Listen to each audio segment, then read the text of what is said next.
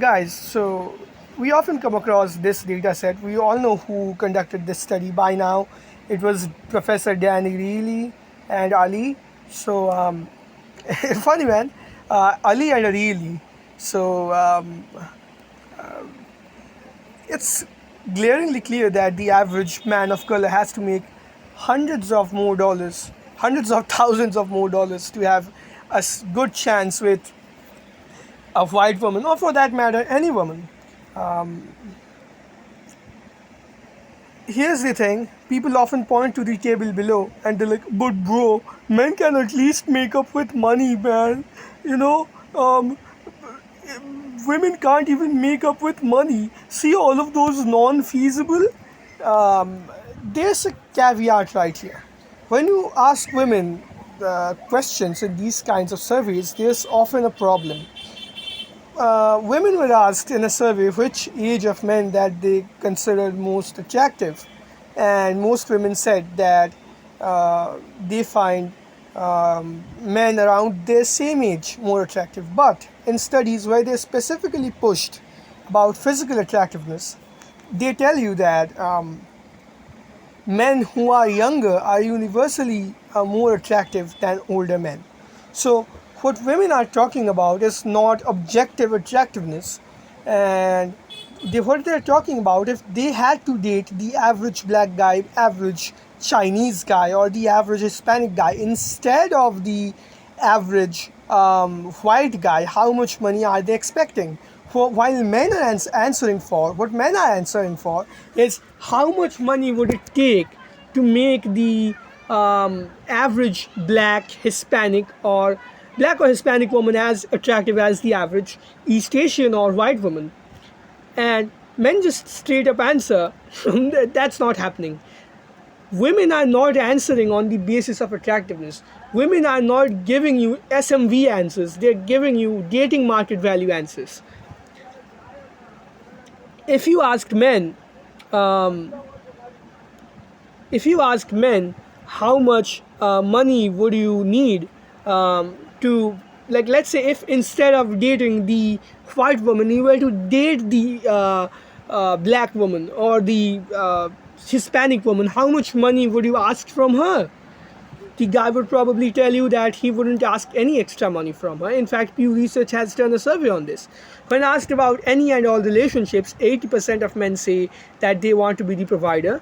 Further, 10% of men believe in egalitarianism, and probably less than 10% of men believe that the woman should be the breadwinner. So there goes your answer. Men would just say that no amount of money can change your actual looks, which is also true for women. If you ask the same to women, when you ask the same to them about the age thing, they admit that younger men are more attractive, and it's not their own age that's the deciding factor that what age of men are the most attractive. But here's also something else that you have to consider. The difference between the dating of an average black woman and an average white woman is not all that huge. It's like a difference of, I actually saw another study from Coop Studio. There was not a huge difference between the ratings of black women and white women. It's like a difference in, like, on a 7-point scale. Why black women are rated 4 out of 10, and black women are rated 4.5, and white women are rated 4.5 out of 10. So in both cases they are still rated above average. White women markedly more, yeah, but men are completely okay with settling with a woman and an average woman, because they consider the average woman above average regardless. So the average black woman doesn't have all that much difficulty either. But with the average man, that kind of flips up, because the average man is considered 3 out of 10, 3.5 out of 10 if he is white, 3 out of 10 if he is black, 2.5 something out of 10, 2.8 something out of 10 if he is Asian, and 2.9 out of 10 if he is Indian. Because, like, letting go of all the recent racism, if you look at Indian and East Asian faces, Indian faces are more masculine on average, and sometimes that's a saving grace. But I'm not telling you in all cases. Combining all cases, rice cells and curry cells probably have it as difficult. It's just that even sometimes model East Asians, and Rehab Room in his previous channel made a video on this, that this model East Asian guy was having difficulties finding matches while Indian models are quite passing. Like these guys literally get mistaken for a white guy at the airport. They get mistaken for a white guy at the airport.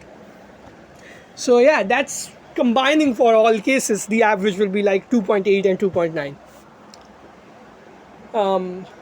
This might be a controversial take. I might get circumcised by tails for this, but yeah.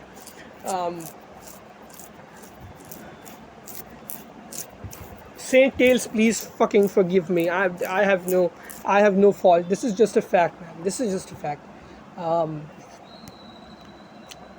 So if you were to push women in the same way, then women would probably admit that no amount of money is going to make the average black man, the average Indian man, the average Hispanic man, or the average Chinese man as physically attractive as the average white man.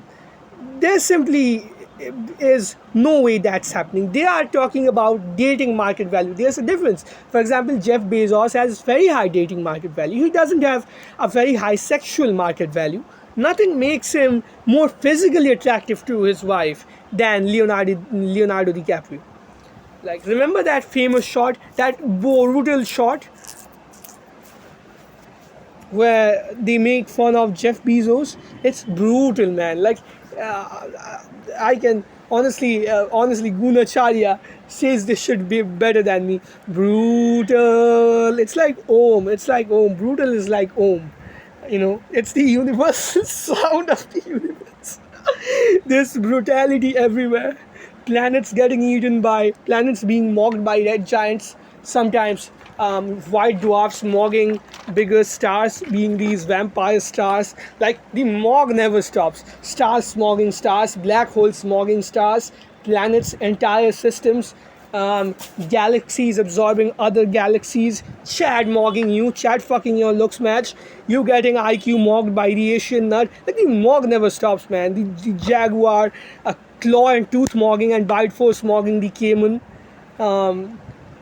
Billionaires life mogging you. The mog, man, honestly never stops. Everywhere in the universe, the mog and the brutality of the mog is an universal constant.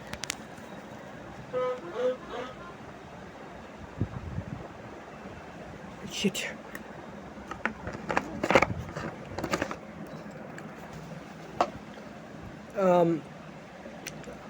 So these data sets don't give you clear answers. This is the problem with self-report. You need to have crystal clear questionnaires, and sometimes with women you need special questionnaires. For years upon years, people believed that the personality traits between men and women were not very big, because when people were asked to rate their personality, they compared themselves with the average member of the same sex.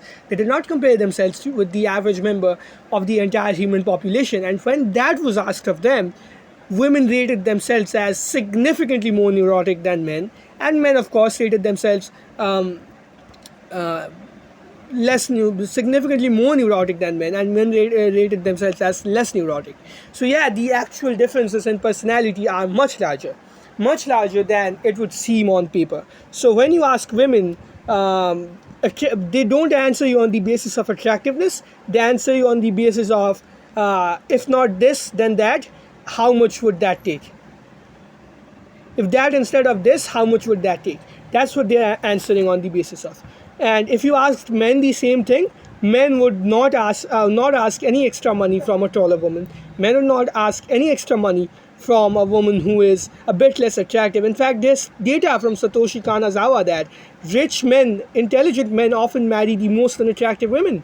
And men would certainly not ask for money from a woman who makes less. Not ask for extra money who is from a different race. If that was true, then passport bros would not be would be voluntarily single. So I'll see you guys in the next one, and up until then, don't fall for loopholes in data, and know your place in life and act accordingly.